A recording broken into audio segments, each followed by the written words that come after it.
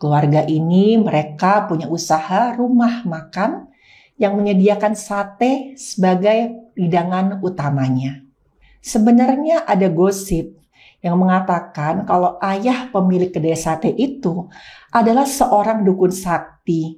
Keluarga ini mereka juga ramah dan gak segan-segan membantu tetangga yang kesulitan. Lama-kelamaan gosip tersebut itu pun hilang dengan sendirinya. Si anak laki-laki ini ternyata mewarisi sifat ramah kedua orang tuanya. Walaupun saat itu dia seorang diri mengurus rumah makan sate milik keluarganya, dia menjalaninya dengan senang hati. Suatu hari di desa tempat warung sate itu berada, ada seorang ibu yang melapor ke pihak yang berwenang karena anak laki-laki ibu ini hilang. Ada seorang warga yang sempat melihat kalau anak ibu ini pergi bersama dua orang laki-laki, yang salah satunya adalah pemilik rumah makan sate tersebut.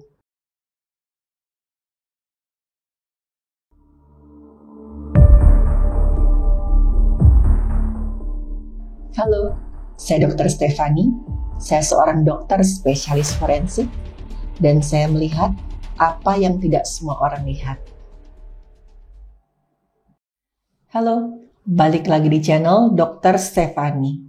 Kasus pembunuhan sadis yang akan saya bahas ini adalah kasus yang ditangani langsung oleh salah seorang guru saya, Dr. Gigi Alfonsus Kuendangan. Kasus ini bercerita tentang penemuan 5 kerangka anak laki-laki korban pembunuhan sadis. Tapi cerita di balik penemuan kerangka-kerangka ini ternyata sangat mengerikan.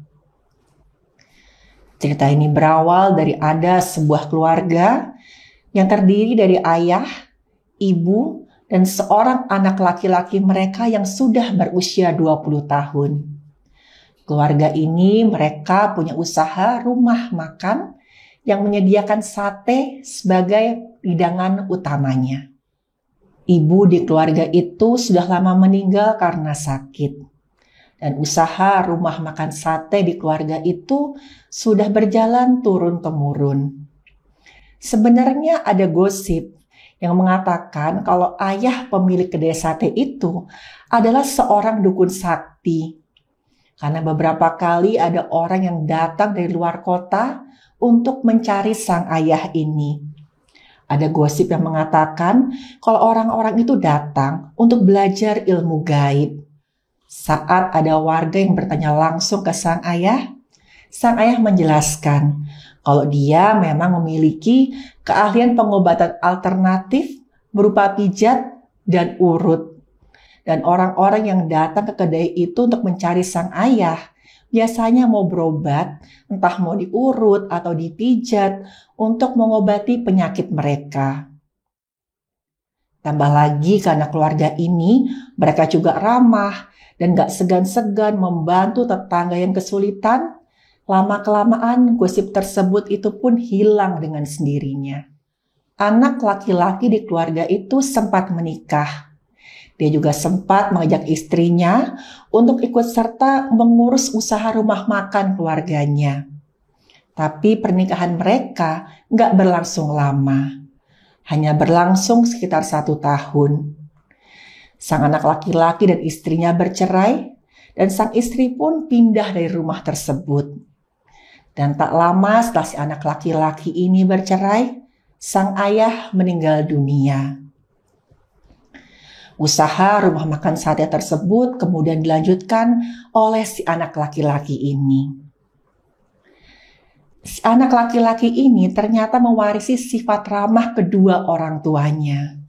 Walaupun saat itu dia seorang diri mengurus rumah makan sate milik keluarganya, dia menjalaninya dengan senang hati. Setiap pelanggan yang datang selalu dia layani dengan ramah. Karena itu, hampir semua pelanggan mengenal si anak laki-laki ini dengan baik. Mulai dari pelanggan dewasa sampai anak-anak. Suatu hari di desa tempat warung sate itu berada, ada seorang ibu yang melapor ke pihak yang berwenang karena anak laki-laki ibu ini hilang. Terakhir kali si ibu ini melihat anaknya waktu pulang sekolah. Anaknya ini sempat pulang, menaruh tas, lalu kemudian minta izin buat pergi bermain sama teman-temannya. Tapi sampai malam hari, ibu ini menunggu anaknya dan anaknya ini nggak pulang-pulang. Ada seorang warga yang sempat melihat kalau anak ibu ini pergi bersama dua orang laki-laki. Yang salah satunya adalah pemilik rumah makan sate tersebut. Ibu ini kemudian melapor ke pihak yang berwenang. Pihak yang berwenang kemudian mendatangi rumah makan sate tersebut dan menginterogasi pemiliknya. Pemilik rumah makan sate tersebut awalnya mencoba mengelak. Dia berkata memang saat itu dia mengajak si anak yang hilang ini pergi beli jajan. Dan setelah itu sang anak ini pergi entah kemana. Dan setelah pihak yang berwenang menginterogasi terus si pemilik kedai sate ini, akhirnya dia mengaku kalau dialah yang sudah menghabisi nyawa si anak laki-laki tadi. Tapi ternyata setelah pihak yang berwenang terus-menerus menginterogasi si laki-laki ini, pelaku ini ternyata menyimpan rahasia yang jauh lebih mengerikan. Pelaku berkata, di hari saat korban ini menghilang, ia dan seorang teman laki-lakinya mengajak korban pergi ke sebuah hutan. Di sana, saat dia yakin situasi aman dan tidak ada orang, pelaku menghabisi nyawa korban. Dengan cara pelaku ini memegangi tubuh korban, sementara teman pelaku mencekik leher korban. Saat itu, teman pelaku mau membantu pelaku karena diiming-imingi uang sebesar Rp500.000. Dan yang lebih parah lagi, pelaku mengaku setelah ia menghabisi korbannya, ia memotong alat kelamin korban dan dia bawa pulang untuk kemudian dimakan. Kata pelaku, itu adalah syarat kalau dia ingin menjadi dukun sakti seperti ayahnya. Dan memang, gosip bahwa ayah pelaku adalah seorang dukun itu ternyata benar. Sejak kecil, kata pelaku, dia ini sering diajak sama ayahnya untuk melakukan berbagai ritual. Karena kata ayahnya, pelaku ini adalah anak yang terpilih untuk meneruskan ilmu hitam dari ayahnya. Dan selama dia ikut ayahnya ini melakukan berbagai ritual, tidak jarang ritual itu meminta tumbal manusia. Lama-kelamaan, pelaku ini terobsesi. Ia ingin menjadi seorang dukun yang sakti seperti ayahnya. Sebelum ayahnya meninggal, ayah pelaku ini berkata, kalau pelaku ingin menjadi dukun sakti seperti dirinya, pelaku harus memakan 7 alat kelamin laki-laki yang sehat. Karena itu syarat agar ilmu hitam ayah pelaku bisa diturunkan. Sebelum menghabisi korban terakhir ini, pelaku mengaku dia sudah menghabisi 5 orang laki-laki, di mana 4 diantaranya adalah anak-anak berusia 5-10 tahun. Dan pelaku mengambil korbannya dari kampung yang berbeda-beda agar tidak ketahuan. Dan pelaku juga menghabisi seorang laki-laki dewasa berusia 40 tahun yang memiliki keterbelakangan mental. Cara pelaku menghabisi para korbannya ini hampir sama. Korban awalnya dibujuk agar mau ikut dengan pelaku. Dan setelah dibawa ke tempat yang sepi, korban dihabisi dengan cara dicekik. Dan setelah korban meninggal dunia, pelaku memotong alat kelamin korban untuk kemudian dimakan. Dan setelah itu, tubuh korban dikubur agar tidak ketahuan. Dan pada saat mendengar pengakuan pelaku ini, Ada salah seorang anggota pihak yang berwenang yang sampai muntah-muntah karena tidak kuat. Oleh pihak yang berwenang, pelaku diminta untuk menunjukkan di mana ia mengubur kerangka korban-korbannya. Dan pihak yang berwenang berhasil mengumpulkan 5 kerangka. Ada 1 kerangka orang dewasa dan 4 kerangka anak-anak. Dan untuk mengidentifikasi kerangka anak-anak tersebut, pihak yang berwenang meminta bantuan dari dokter gigi forensik, yaitu dokter gigi Alphonsus Kwendangen. Jadi struktur gigi itu bisa mengidentifikasi perkiraan usia dengan sangat spesifik. Perkiraan usia bisa dilihat dari gigi yang sudah tumbuh dan gigi yang belum tumbuh. Kalau gigi yang sudah tumbuh itu bisa dilihat dengan kasat mata. Tapi kalau gigi yang masih berupa benih, yang masih tertanam di dalam rahang, itu harus dilakukan foto ronsen. Mungkin ada teman-teman yang pernah pergi ke dokter gigi dan giginya di ronsen. Proses ini dinamakan foto panoramik yang tujuannya untuk melihat struktur gigi secara lebih detail, baik yang sudah tumbuh atau yang belum. Pada saat melakukan pemeriksaan, dokter gigi Alphonse sempat mengalami kesulitan karena semua korban sudah berupa kerangka. Waktu dilakukan pemeriksaan foto ronsen, awalnya nggak terlihat apa-apa. Karena alat ronsen yang digunakan adalah alat ronsen untuk pasien yang masih hidup. Dan nggak adanya jaringan lunak menyebabkan radiasi dari alat ronsen tadi yang sampai ke tulang itu terlalu tinggi sampai menembus tulang tengkoraknya. Untuk menggantikan jaringan lunaknya, dokter gigi Alphonse akhirnya meletakkan 6 buah buku di samping tengkorak sebelum difoto.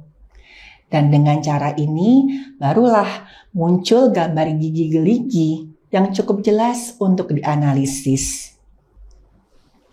Dokter gigi Alphonse akhirnya berhasil menganalisis perkiraan usia korban dengan lebih spesifik.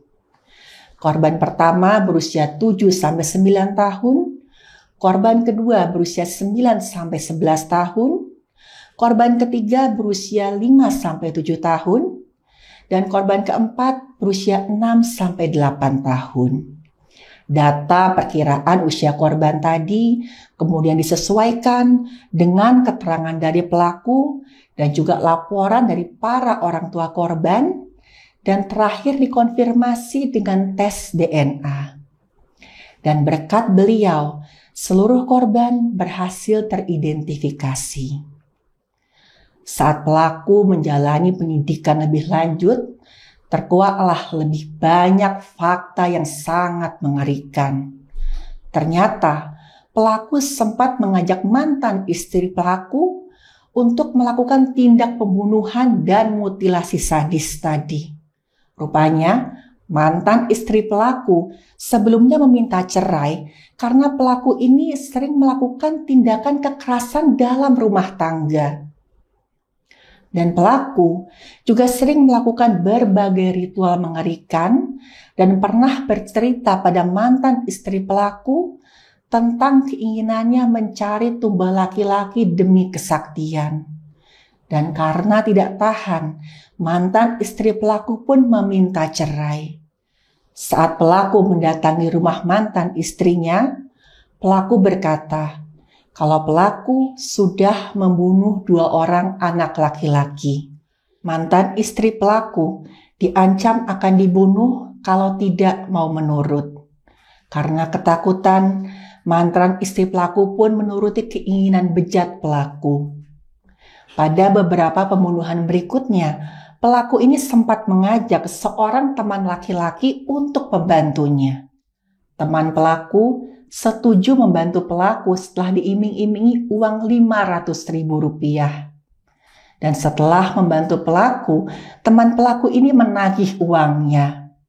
Karena saat itu pelaku tidak punya uang, mereka berdua sepakat untuk menyayat daging korban dan menjual daging tersebut ke berbagai rumah makan. Kepada pemilik rumah makan, pelaku dan temannya mengatakan itu daging sapi. Pemilik rumah makan yang tidak curiga, mereka membeli daging tersebut, memasaknya, dan kemudian menyajikannya ke pelanggan. Saat mengetahui hal ini, ayah salah seorang korban begitu syok sampai kesehatan mentalnya terganggu. Dalam keadaan linglung, ia mendatangi rumah makan yang dimaksud dan ia meminta agar sisa daging anaknya dikembalikan. Sebanyak apapun tubuh anaknya yang masih tersisa, dia akan memakamkannya dengan layak. Kasus ini benar-benar mengenaskan. Sampai di persidangan, hakim pemimpin sidang menangis saat membacakan kronologi kejadian. Dan pada akhirnya, pelaku pun dipidana dengan hukuman mati. Karena pelaku terbukti sudah melakukan tindak pembunuhan berencana terhadap 6 orang laki-laki. 1 orang laki-laki dewasa dan 5 orang anak-anak, di mana 4 diantaranya adalah yang diidentifikasi oleh Dr. Gigi Alphonse. Kasus tadi lagi-lagi menjadi bukti kalau manusia bisa menjadi makhluk yang paling kejam di dunia. Karena hewan akan membunuh makhluk lain untuk bertahan hidup. Sementara manusia, demi uang yang tidak seberapa, dan demi bisa mendapatkan kesaktian, mereka rela membunuh orang lain dengan cara yang sangat mengerikan sebagai tumbal. Tidak ada nyawa yang sepadan dengan kekayaan atau kesaktian, karena semuanya akan kita tinggalkan setelah kita mati. Saya berdoa untuk seluruh korban, semoga diberikan ketenangan dan keluarga yang ditinggalkan diberikan kekuatan.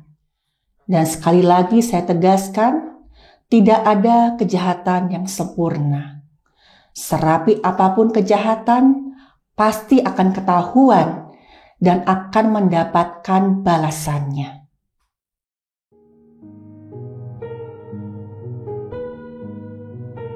Terima kasih buat yang sudah menyimak cerita saya. Silakan like, share, dan subscribe.